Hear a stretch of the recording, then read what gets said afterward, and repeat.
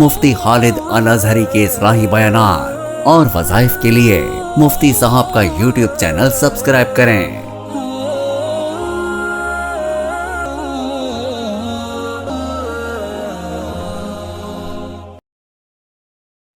نحمده ونصلي ونسلم على رسوله الكريم اما بعد فاعوذ باللہ من الشیطان الرجیم بسم اللہ الرحمن الرحیم۔ معزز ناظرین کرام، السلام علیکم ورحمۃ اللہ وبرکاتہ۔ انسان جب رات کو سو جائے، سونے سے پہلے بہترین طریقہ یہ ہے کہ سنت کے مطابق دائیں کروٹ پہ لیٹے، اور سونے سے پہلے جب ایک مرتبہ آیت الکرسی پڑھ لیتا ہے تو اللہ تبارک و تعالیٰ ایک فرشتے کو مقرر کر دیتے ہیں جو ساری رات اس کی حفاظت پہ مامور رہتا ہے۔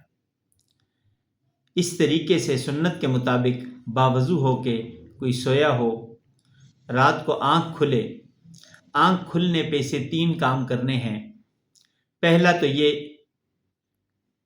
کہ سب سے پہلے یہ سبحان اللہ والحمد للہ ولا الہ الا اللہ واللہ اکبر ولا حول ولا قوت الا باللہ العلی العظیم ایک مرتبہ پڑھ لے، اور اس کے بعد یہ چند دعائیں ہیں جو کرے، اور تیسرے نمبر پہ پھر دوبارہ دائیں کروٹ پہ سو جائے۔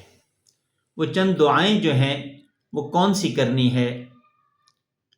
یہ ایسی دعائیں ہیں جب رات کے وقت یہ بیدار ہوگا، بیدار ہو کے پہلے اس نے تیسرا کلمہ پڑھا سبحان اللہ والحمد للہ ولا الہ الا اللہ واللہ اکبر ولا حول ولا قوت الا باللہ العلی العظیم، اور اس کے بعد اس نے جیسے ہی بیدار ہوا یہ دعائیں کی، اے پروردگار مجھے شفا عطا فرما، اے پروردگار مجھے ہدایت نصیب فرما۔ یہ دعائیں اپنے لیے ہو گئیں، شفا کی دعا اور ہدایت کی دعا۔ حدیث مبارکہ میں آتا ہے کہ ایمان کے بعد سب سے بڑی نعمت صحت ہے۔ اللہ تبارک و تعالی ہر بیمار کو صحت کاملہ عاجلہ مستمرہ نصیب فرمائے۔ تو انسان اپنے لیے دعا کرے، ایک ہدایت کی دعا کرے اور دوسرا شفا کی دعا کرے، اور اس کے بعد اگر اس کے والدین زندہ ہیں تو دعا کرے اے اللہ میرے والدین کو شفا نصیب فرما۔ اگر والدین فوت ہو چکے ہیں تو ان کی مغفرت کی دعا کرے، اے اللہ میرے والدین کی مغفرت فرما۔ جن کے والدین زندہ ہیں وہ یہ دعا کریں اے اللہ میرے والدین کو شفا نصیب فرما، اور جن کے والدین فوت ہو چکے ہیں وہ ان کی مغفرت کے لیے دعا کرے۔ اور تیسری دعا کرے کہ اے پروردگار میری اولاد کو ہدایت نصیب فرما۔ اولاد کی ہدایت کے لیے بھی یہ دعا کرے کہ اللہ تبارک و تعالیٰ ان کو ہدایت نصیب فرما، اور اگر یہ دعا پڑھ لے ربنا ہب لنا من ازواجنا وذریاتنا قرۃ اعین واجعلنا للمتقین اماما، تو بہت زیادہ بہتر ہے۔ اور اس کے بعد ایک دعا یہ کرے کہ اے اللہ میری نیت میں اخلاص پیدا فرما، میری نیت کو درست فرما، اس لیے کہ ہر عمل میں بنیادی چیز وہ نیت ہوا کرتی ہے۔ حدیث مبارکہ میں نبی کریم صلی اللہ علیہ وسلم نے ارشاد فرمایا انما الاعمال بالنیات، تمام اعمال کا دار و مدار نیتوں پر ہے۔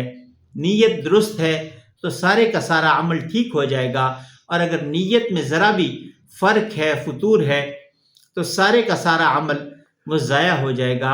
اس لیے کہ اللہ تبارک و تعالیٰ انسان کی نیت کو دیکھتے ہیں، اس کی نیت کیا تھی۔ اگر اچھی نیت سے اس نے یہ عمل کیا تو اللہ تبارک و تعالیٰ اس کی دعا کو قبول بھی فرمائیں گے، اور اللہ تبارک و تعالیٰ اسے اپنے خاص بندوں میں شامل فرمائیں گے۔ اور اگر نیت کے اندر فطور آ گیا تو سارے کا سارا عمل ضائع ہو جائے گا۔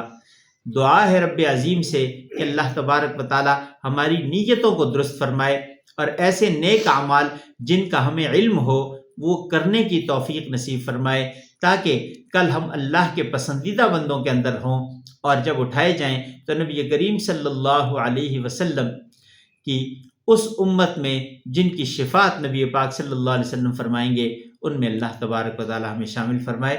وآخر دعوانا ان الحمد للہ رب العالمین۔